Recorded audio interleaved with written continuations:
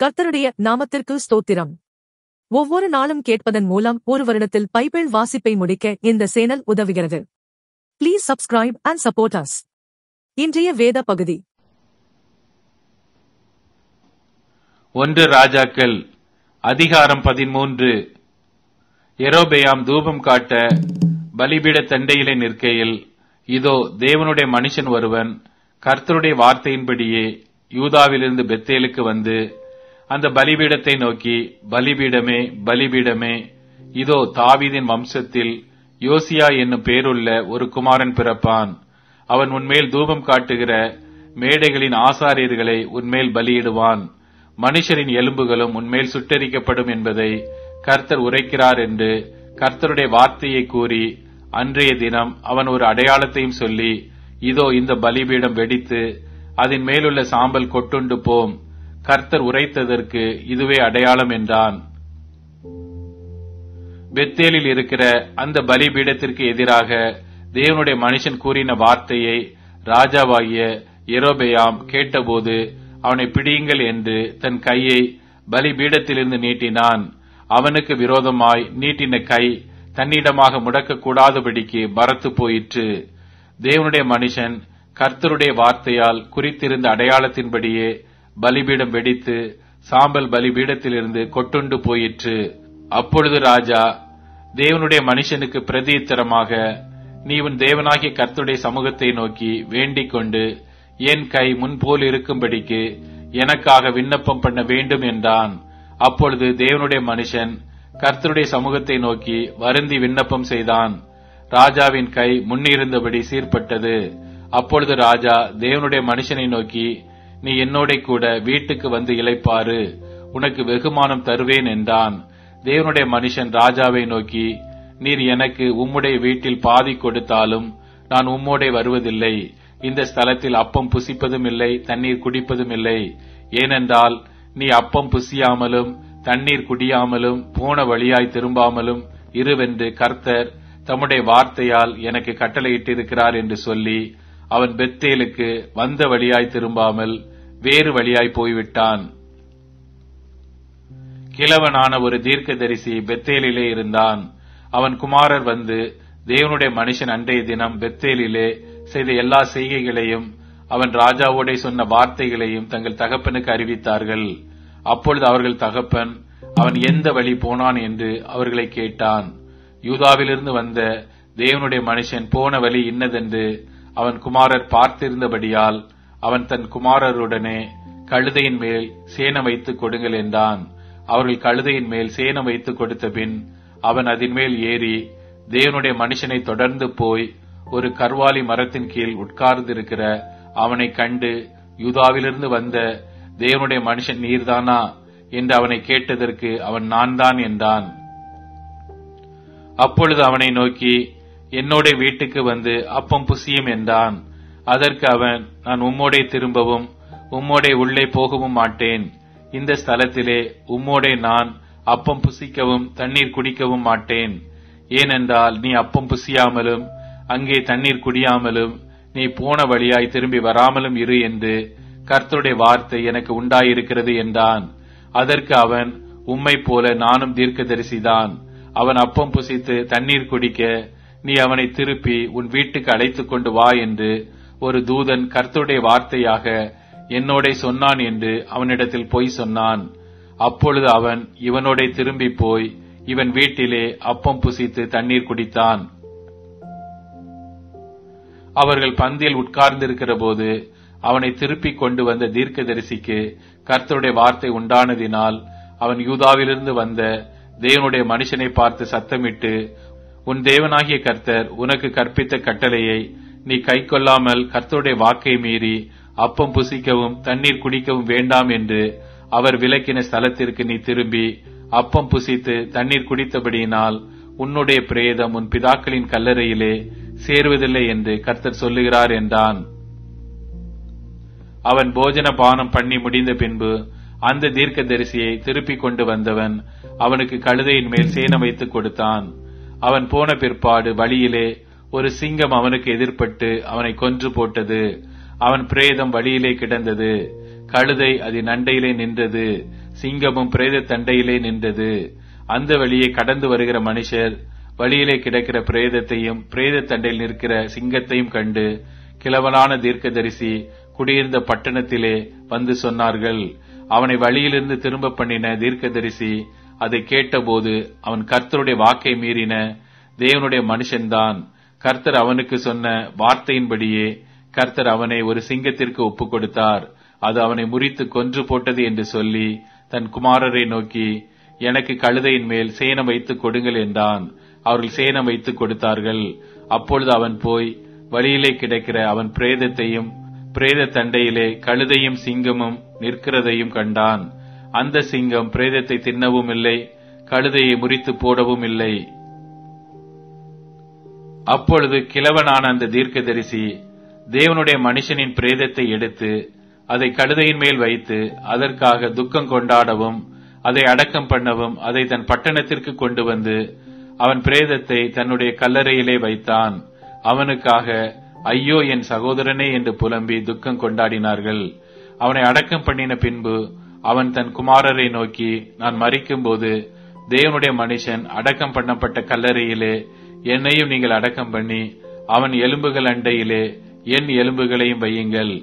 அவன் பெத்தேலில் இருக்கிற பலி பீடத்திற்கும் சமாரியாவின் பட்டணங்களில் இருக்கிற மேடைகளாகிய சகல கோவில்களுக்கும் விரோதமாக கூறின கர்த்தருடைய வார்த்தை நிச்சயமாய் நிறைவேறும் என்றான். இந்த நடவடிக்கை பின்பு யெரொபெயாம் தன் பொல்லாத வழியை விட்டு திரும்பாமல் மறுபடியும் ஜனத்தில் ஈனமானவர்களை மேடைகளின் ஆசாரியராக்கினான். எவன் மேல் அவனுக்கு மனதிருந்ததோ அவனை பிரதிஷ்டை பண்ணினான். அப்படிப்பட்டவர்கள் மேடைகளின் ஆசாரியரானார்கள். யெரொபெயாமின் வீட்டாரை பூமியின் மேல் வைக்காமல் அதம் பண்ணி அழிக்கும்படியாக இந்த காரியம் அவர்களுக்கு பாவமாயிற்று. 1 ராஜாக்கள் அதிகாரம் 14. அக்காலத்திலே யெரொபெயாமின் குமாரனாகிய அபியா வியாதியில் விழுந்தான். அப்பொழுது யெரொபெயாம் தன் மனைவியை பார்த்து, நீ எழுந்து நீ யெரொபெயாமின் மனைவி என்று ஒருவரும் அறியாதபடிக்கு வேஷம் மாறி சீலோவுக்கு போ.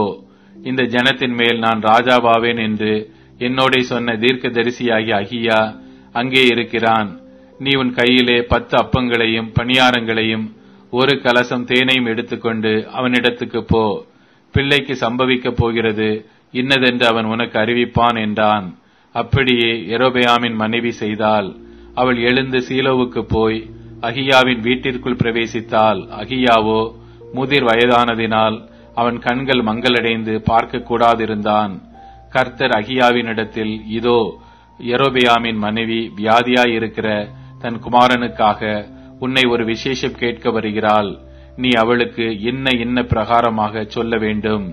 அவள் உட்பிரவேசிக்கிற போது தன்னை அந்நிய ஸ்திரியாக காண்பிப்பாள் என்றார். ஆகையால் வாசற்படிக்குள் பிரவேசிக்கும் அவளுடைய நடையின் சத்தத்தை அகியா கேட்டவுடனே அவன், யெரொபெயாமின் மனைவியே, உள்ளே வா. உன்னை அந்நிய ஸ்திரியாக காண்பிக்கிறதென்ன? துக்க செய்தி உனக்கு அறிவிக்க நான் அனுப்பப்பட்டேன். நீ போய் யெரொபெயாமை நோக்கி, இஸ்ரவேலின் தேவனாகிய கர்த்தர் சொல்லுகிறது என்னவென்றால், ஜனத்தினின்று உன்னை நான் உயர்த்தி உன்னை இஸ்ரவேல் என்னும் என் ஜனத்தின் மேல் அதிபதியாக வைத்தேன். நான் ராஜ்ய பாரத்தை தாவீது வம்சத்தாரின் கையிலிருந்து பிடுங்கி உனக்கு கொடுத்தேன். ஆனாலும் என் கற்பனைகளை கைக்கொண்டு என் பார்வைக்கு செம்மையானதையே செய்ய தன் முழு இருதயத்தோடும் என்னை பின்பற்றின என் தாசனாகிய தாவீதைப் போல நீ இராமல் உனக்கு முன்னிருந்த எல்லாரை பார்க்கிலும் பொல்லாப்பு செய்தாய். எனக்கு கோபம் உண்டாக்க நீ போய் உனக்கு அந்நிய தேவர்களையும் வார்க்கப்பட்ட விக்கிரகங்களையும் உண்டு பண்ணி உனக்கு புறம்பே என்னை தள்ளிவிட்டாய். ஆகையால் இதோ நான் யெரொபெயாமுடைய வீட்டின் மேல் பொல்லாப்பை வரப்பண்ணி யெரொபெயாமுக்கு சுவர் மேல் நீர்விடும் ஒரு நாய் முதலாய் இராதபடிக்கு இஸ்ரவேலிலே அடைப்பட்டவனையும் விடுபட்டவனையும் சங்காரம் பண்ணி குப்பை கடித்து போடப்படுகிறது போல யெரொபெயாமின் பின்னடியாரை அவர்கள் கட்டோடே அற்று போகும் மட்டும் கழித்து போடுவேன் என்றார். யெரொபெயாமின் சந்ததியாரில் பட்டணத்திலே சாகிறவனை நாய்கள் தின்னும், வெளியிலே சாகிறவனை ஆகாயத்தின் பறவைகள் தின்னும். கர்த்தர் இதை உரைத்தார். ஆகையால் நீ எழுந்து உன் வீட்டுக்கு போ. உன் கால்கள் பட்டணத்திற்குள் பிரவேசிக்கையில் பிள்ளையாண்டான் செத்து போவான். அவனுக்காக இஸ்ரவேலர் எல்லாரும் துக்கம் கொண்டாடி அவனை அடக்கம் பண்ணுவார்கள். யெரொபெயாமின் வீட்டாரில் இஸ்ரவேலில் தேவனாகிய கர்த்தருக்கு முன்பாக அவனிடத்திலே நல்ல காரியம் காணப்பட்டதினால் யெரொபெயாமின் சந்ததியில் அவன் ஒருவனே கல்லறைக்குட்படுவான். ஆனாலும் கர்த்தர் தமக்கு இஸ்ரவேலின் மேல் ஒரு ராஜாவை எழும்ப பண்ணுவார். அவன் அந்நாளிலே யெரொபெயாமின் வீட்டாரை சங்கரிப்பான். இப்போது இது நடந்தேறும். தண்ணீரிலே நாணல் அசைகிறது போல கர்த்தர் இஸ்ரவேலை முறித்தசைய பண்ணி அவர்கள் பிதாக்களுக்கு தாம் கொடுத்த இந்த நல்ல தேசத்திலிருந்து இஸ்ரவேலை வேரோடே பிடுங்கி அவர்கள் தங்களுக்கு தோப்பு விக்கிரகங்களை வைத்து கர்த்தருக்கு கோபம் உண்டாக்கினபடியினால் அவர்களை நதி கப்பாலை சிதறடித்து யெரொபெயாம் செய்ததும் இஸ்ரவேலை செய்ய பண்ணினதுமான பாவத்தின் நிமித்தம் இஸ்ரவேலை ஒப்புக் கொடுத்து விடுவார் என்றான். அப்பொழுது யெரொபெயாமின் மனைவி எழுந்து புறப்பட்டு திர்சாவுக்கு வந்தாள். அவள் வாசற்படியிலே வருகையில் பிள்ளையாண்டான் செத்துப் போனான். கர்த்தர் தீர்க்கதரிசியாகிய அகியா என்னும் தமது ஊழியக்காரனை கொண்டு சொன்ன வார்த்தையின்படியே அவர்கள் அவனை அடக்கம் பண்ணி இஸ்ரவேலர் எல்லாரும் அவனுக்காக துக்கம் கொண்டாடினார்கள்.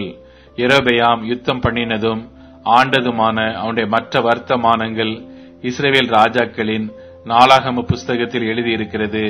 யெரொபெயாம் ராஜ்யபாரம் பண்ணின காலம் 22 வருஷம். அவன் தன் பிதாக்களோட நித்திரையடைந்த பின் அவன் குமாரனாகிய நாதாப் அவன் ஸ்தானத்தில் ராஜாவானான். சாலமோனின் குமாரனாகிய ரெகோபெயாம் யூதாவிலே ராஜ்யபாரம் பண்ணினான். ரெகோபெயாம் ராஜாவாகிற போது 41 வயதாயிருந்து கர்த்தர் தம்முடைய நாமம் விளங்கும்படி இஸ்ரவேல் கோத்திரங்களில் எல்லாம் தெரிந்து கொண்ட நகரமாகிய எருசலேமிலே 17 வருஷம் ராஜ்யபாரம் பண்ணினான். அம்மோன் ஜாதியானோடைய தாயின் பேர் நாமாள்.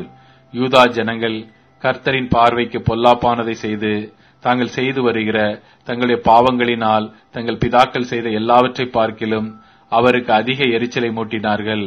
அவர்களும் உயர்ந்த சகல மேட்டின் மேலும் பச்சையான சகல மரத்தின் கீழும் மேடைகளையும் சிலைகளையும் தோப்பு விக்கிரகங்களையும் தங்களுக்கு உண்டாக்கினார்கள். தேசத்திலே இலச்சையான புணர்ச்சிக்காரரும் இருந்தார்கள். கர்த்தர் இஸ்ரவேல் புத்திரருக்கு முன்பாக துரத்திவிட்ட ஜாதிகளுடைய அருவருப்புகளின்படியெல்லாம் செய்தார்கள்.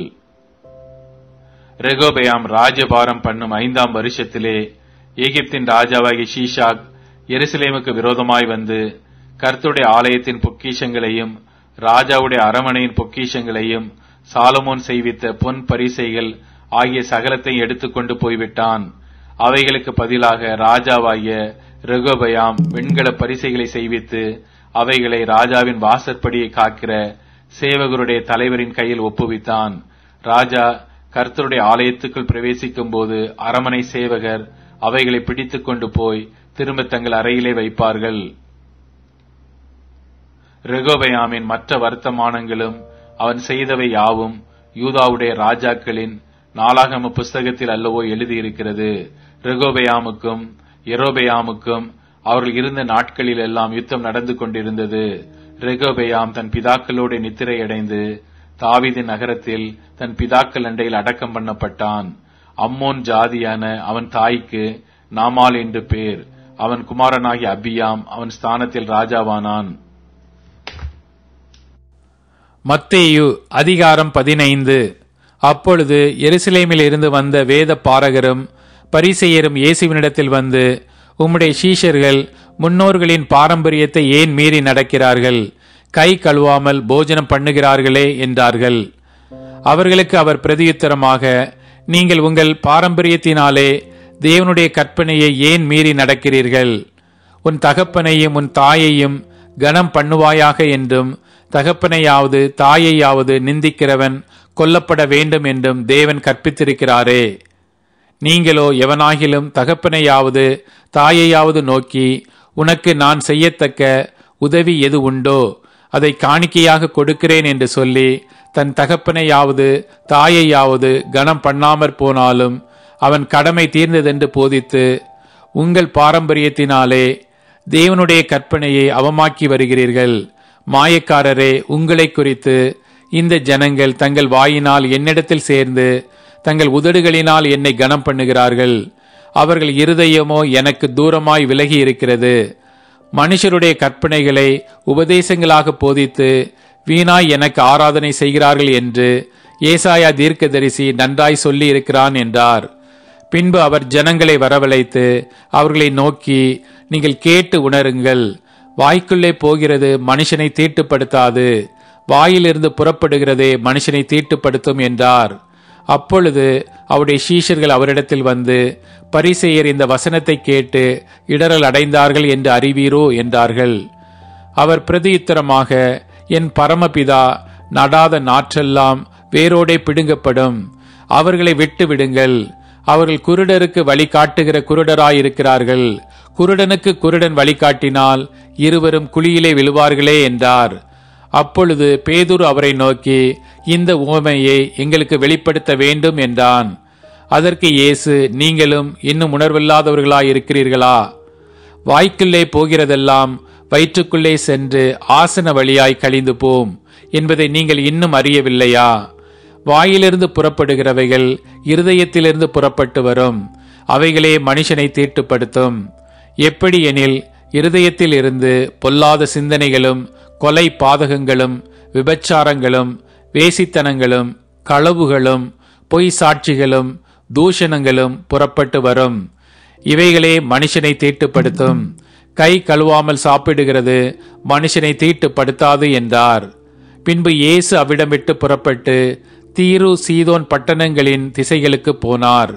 அப்பொழுது அந்த திசைகளில் குடியிருக்கிற கானானிய ஸ்திரீ ஒருத்தி அவரிடத்தில் வந்து, ஆண்டவரே, தாவீதின் குமாரனை எனக்கு இரங்கும், என் மகள் பிசாசினால் கொடிய வேதனைப்படுகிறாள் என்று சொல்லி கூப்பிட்டாள். அவளுக்கு பிரதியுத்தரமாக அவர் ஒரு வார்த்தையும் சொல்லவில்லை. அப்பொழுது அவருடைய சீஷர்கள் வந்து, இவள் நம்மை பின்தொடர்ந்து கூப்பிடுகிறாளே, இவளை அனுப்பிவிடும் என்று அவரை வேண்டிக் கொண்டார்கள். அதற்கு அவர், காணாமற் போன ஆடுகளாகிய இஸ்ரவேல் வீட்டாரிடத்திற்கு அனுப்பப்பட்டேனே அன்றி மற்றபடியல்ல என்றார். அவள் வந்து, ஆண்டவரே, எனக்கு உதவி செய்யும் என்று அவரை பணிந்து கொண்டாள். அவர் அவளை நோக்கி, பிள்ளைகளின் அப்பத்தை எடுத்து நாய்க்குட்டிகளுக்கு போடுகிறது நல்லதல்ல என்றார். அதற்கு அவள், மெய்தான் ஆண்டவரே, ஆகிலும் நாய்க்குட்டிகள் தங்கள் எஜமான்களின் மேஜையில் இருந்து விழுகிற துணிக்கைகளை தின்னுமே என்றாள். இயேசு அவளுக்கு பிரதியுத்தரமாக, ஸ்திரியே, உன் விசுவாசம் பெரிது, நீ விரும்புகிறபடி உனக்கு ஆகக் கடவது என்றார். அந்நேரமே அவள் மகள் ஆரோக்கியமானாள். இயேசு அவ்விடம் விட்டு புறப்பட்டு கலிலேயா கடலருகே வந்து ஒரு மலையின் மேல் ஏறி அங்கே உட்கார்ந்தார். அப்பொழுது சப்பானிகள், குருடர், ஊமையர், ஊனர் முதலிய அநேகரை திரளான ஜனங்கள் கூட்டிக் கொண்டு இயேசுவினிடத்தில் வந்து அவர்களை அவர் பாதத்திலே வைத்தார்கள். அவர்களை அவர் சொஸ்தப்படுத்தினார். ஊமையர் பேசுகிறதையும், ஊனர் சொஸ்தமடைகிறதையும், சப்பானிகள் நடக்கிறதையும், குருடர் பார்க்கிறதையும் ஜனங்கள் கண்டு ஆச்சரியப்பட்டு இஸ்ரவேலின் தேவனை மகிமைப்படுத்தினார்கள். பின்பு இயேசு தம்முடைய சீஷர்களை அழைத்து, ஜனங்களுக்காக பரிதபிக்கிறேன். இவர்கள் என்னிடத்தில் 3 நாட்கள் தங்கியிருந்து சாப்பிட ஒன்றுமில்லாதிருக்கிறார்கள். இவர்களை பட்டினியாய் அனுப்பிவிட எனக்கு மனதில்லை, வழியில் சோர்ந்து போவார்களே என்றார். அதற்கு அவருடைய சீஷர்கள், இவ்வளவு திரளான ஜனங்களுக்கு திருப்தி உண்டாகும்படி வேண்டிய அப்பங்கள் இந்த வனாந்தரத்திலே நமக்கு எப்படி அகப்படும் என்றார்கள். அதற்கு இயேசு, உங்களிடத்தில் எத்தனை அப்பங்கள் உண்டு என்று கேட்டார். அவர்கள் 7 அப்பங்களும் சில சிறு மீன்களும் உண்டு என்றார்கள். அப்பொழுது அவர் ஜனங்களை தரையில் பந்தியிருக்க கட்டளையிட்டு அந்த 7 அப்பங்களையும் அந்த மீன்களையும் எடுத்து ஸ்தோத்திரம் பண்ணி பிட்டு தம்முடைய சீஷர்களிடத்தில் கொடுத்தார். சீஷர்கள் ஜனங்களுக்கு பரிமாறினார்கள். எல்லாரும் சாப்பிட்டு திருப்தி அடைந்தார்கள். மீதியான துணிக்கைகளை 7 கூடை நிறைய எடுத்தார்கள். ஸ்திரீகளும் பிள்ளைகளும் தவிர சாப்பிட்ட புருஷர் 4000 பேராயிருந்தார்கள். அவர் ஜனங்களை அனுப்பிவிட்டு படவில் ஏறி மக்தலாவின் எல்லைகளில் வந்தார். மத்தேயு அதிகாரம் 16. பரிசேயரும் சதுசேயரும் அவரை சோதிக்கும்படி அவரிடத்தில் வந்து வானத்திலிருந்து ஒரு அடையாளத்தை தங்களுக்கு காண்பிக்க வேண்டும் என்று கேட்டார்கள். அவர்களுக்கு அவர் பிரதியுத்தரமாக, அஸ்தமனமாகிற போது செவ்வானம் இட்டிருக்கிறது, அதனால் வெளி வாங்கும் என்று சொல்லுகிறீர்கள். உதயமாகிற போது செவ்வானமும் மந்தாரமுமாயிருக்கிறது, அதனால் இன்றைக்கு காற்றும் மழையும் உண்டாகும் என்று சொல்லுகிறீர்கள். மாயக்காரரே, வானத்தின் தோற்றத்தை நிதானிக்க உங்களுக்கு தெரியுமே. காலங்களின் அடையாளங்களை நிதானிக்க உங்களால் கூடாதா? இந்த பொல்லாத விபச்சார சந்ததியார் அடையாளம் தேடுகிறார்கள். யோனா தீர்க்கதரிசியின் அடையாளமே அன்றி வேறே அடையாளம் இவர்களுக்கு கொடுக்கப்படுவதில்லை என்று சொல்லி அவர்களை விட்டு புறப்பட்டு போனார். அவருடைய சீஷர்கள் அக்கறை சேர்ந்தபோது அப்பங்களை கொண்டு வர மறந்து போனார்கள். இயேசு அவர்களை நோக்கி, பரிசேயர் சதுசேயர் என்பவர்களின் புளித்த மாவை குறித்து எச்சரிக்கையாயிருங்கள் என்றார். நாம் அப்பங்களை கொண்டு வராதபடியால் இப்படி சொல்லுகிறார் என்று அவர்கள் தங்களுக்குள்ளே யோசனை பண்ணி கொண்டார்கள். இயேசு அதை அறிந்து, அற்ப விசுவாசிகளே, அப்பங்களை கொண்டு வராததை குறித்து நீங்கள் உங்களுக்குள்ளே யோசனை பண்ணுகிறதென்ன? இன்னும் நீங்கள் உணரவில்லையா? 5 அப்பங்களை 5000 பேருக்கு பகிர்ந்ததையும் மீதியானதை எத்தனை கூடை நிறைய எடுத்தீர்கள் என்பதையும், 7 அப்பங்களை 4000 பேருக்கு பகிர்ந்ததையும் மீதியானதை எத்தனை கூடை நிறைய எடுத்தீர்கள் என்பதையும் நீங்கள் நினைவு கூறாமல் இருக்கிறீர்களா? பரிசேயர் சதுசேயர் என்பவர்களின் புளித்த மாவை குறித்து எச்சரிக்கையாய் இருக்க வேண்டும் என்று நான் சொன்னது அப்பத்தை குறித்து சொல்லவில்லை என்று நீங்கள் உணராதிருக்கிறது எப்படி என்றார். அப்பொழுது அவர் அப்பத்தின் புளித்த மாவை குறித்து எச்சரிக்கையாய் இருக்க வேண்டும் என்று சொல்லாமல் பரிசேயர் சதுசேயர் என்பவர்களின் உபதேசத்தை குறித்தே அப்படி சொன்னார் என்று அறிந்து கொண்டார்கள். பின்பு இயேசு பிலிப்பு செசரியாவின் திசைகளில் வந்தபோது தம்முடைய சீஷரை நோக்கி, மனுஷகுமாரனாகிய என்னை ஜனங்கள் யார் என்று சொல்லுகிறார்கள் என்று கேட்டார். அதற்கு அவர்கள், சிலர் உம்மை யோவான் ஸ்நானன் என்றும், சிலர் எலியா என்றும், வேறு சிலர் எரேமியா அல்லது தீர்க்க தரிசிகளில் ஒருவர் என்றும் சொல்லுகிறார்கள் என்றார்கள். அப்பொழுது அவர், நீங்கள் என்னை யாரென்று சொல்லுகிறீர்கள் என்று கேட்டார். சீமோன் பேதுரு பிரதியுத்தரமாக, நீர் ஜீவனுள்ள தேவனுடைய குமாரனாகிய கிறிஸ்து என்றான். இயேசு அவனை நோக்கி, யோனாவின் குமாரனாகிய சீமோனே, நீ பாக்கியவான். மாம்சமும் இரத்தமும் இதை உனக்கு வெளிப்படுத்தவில்லை, பரலோகத்தில் இருக்கிற என் பிதா இதை உனக்கு வெளிப்படுத்தினார். மேலும் நான் உனக்கு சொல்லுகிறேன், நீ பேதுருவாய் இருக்கிறாய். இந்த கல்லின் மேல் என் சபையை கட்டுவேன், பாதாளத்தின் வாசல்கள் அதை மேற்கொள்வதில்லை. பரலோகத்தின் திறவுகோள்களை நான் உனக்கு தருவேன். பூலோகத்தில் நீ கட்டுகிறது எதுவோ அது பரலோகத்திலும் கட்டப்பட்டிருக்கும். பூலோகத்திலே நீ கட்டவிழ்ப்பது எதுவோ அது பரலோகத்திலும் கட்டவிழ்க்கப்பட்டிருக்கும் என்றார். அப்பொழுது தாம் கிறிஸ்துவாகிய இயேசு என்று ஒருவருக்கும் சொல்லாதபடிக்கு தம்முடைய சீஷர்களுக்கு கட்டளையிட்டார். அது முதல் இயேசு தாம் எருசலேமுக்கு போய் மூப்பராலும் பிரதான ஆசாரியராலும் பல பாடுகள் பட்டு கொலையுண்டு 3ஆம் நாளில் எழுந்திருக்க வேண்டும் என்பதை தம்முடைய சீஷர்களுக்கு சொல்லத் தொடங்கினார். அப்பொழுது பேதுரு அவரை தனியே அழைத்து கொண்டு போய், ஆண்டவரே, இது உமக்கு நேரிடக்கூடாதே, இது உமக்கு சம்பவிப்பதில்லை என்று அவரை கடிந்து கொள்ளத் தொடங்கினான். அவரோ திரும்பி பேதுருவை பார்த்து, எனக்கு பின்னாக போ சாத்தானே, நீ எனக்கு இடரலாய் இருக்கிறாய். தேவனுக்கு ஏற்றவைகளை சிந்தியாமல் மனுஷருக்கு ஏற்றவைகளை சிந்திக்கிறாய் என்றார்.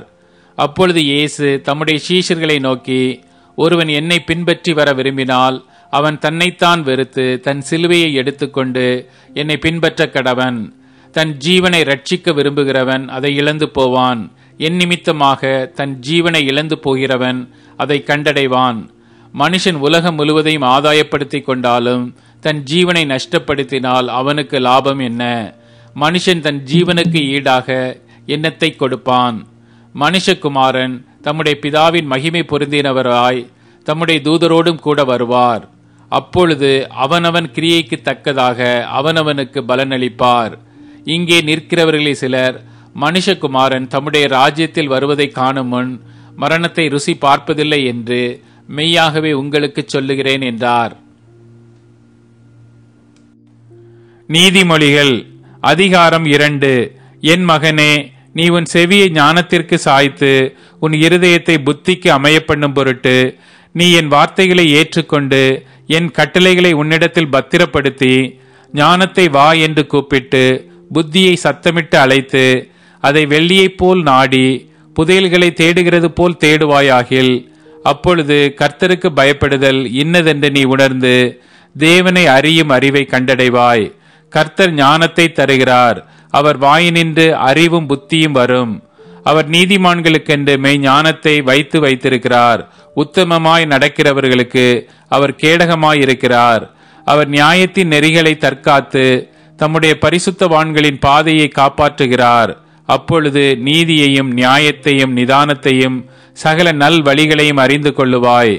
ஞானம் உன் இருதயத்தில் பிரவேசித்து அறிவு உன் ஆத்துமாவுக்கு இன்பமாயிருக்கும் போது நல் யோசனை உன்னை காப்பாற்றும், புத்தி உன்னை பாதுகாக்கும். அதனால் நீ துன்மார்க்கனுடைய வழிக்கும் மாறுபாடு பேசுகிற மனுஷனுக்கும் அந்தகார வழிகளில் நடக்க நீதி நெறிகளை விட்டு தீமை செய்ய மகிழ்ந்து துன்மார்க்கருடைய மாறுபாடுகளில் களி கூறுகிறவர்களுக்கும் மாறுபாடான பாதைகளிலும் கோணலான வழிகளிலும் நடக்கிறவர்களுக்கும் நீ தப்புவிக்கப்படுவாய்.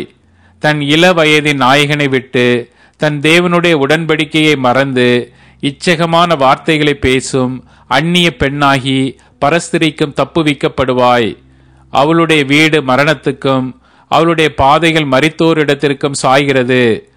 அவளிடத்தில் போகிறவர்களில் ஒருவரும் திரும்புகிறதில்லை, ஜீவ பாதைகளில் வந்து சேர்கிறதும் இல்லை.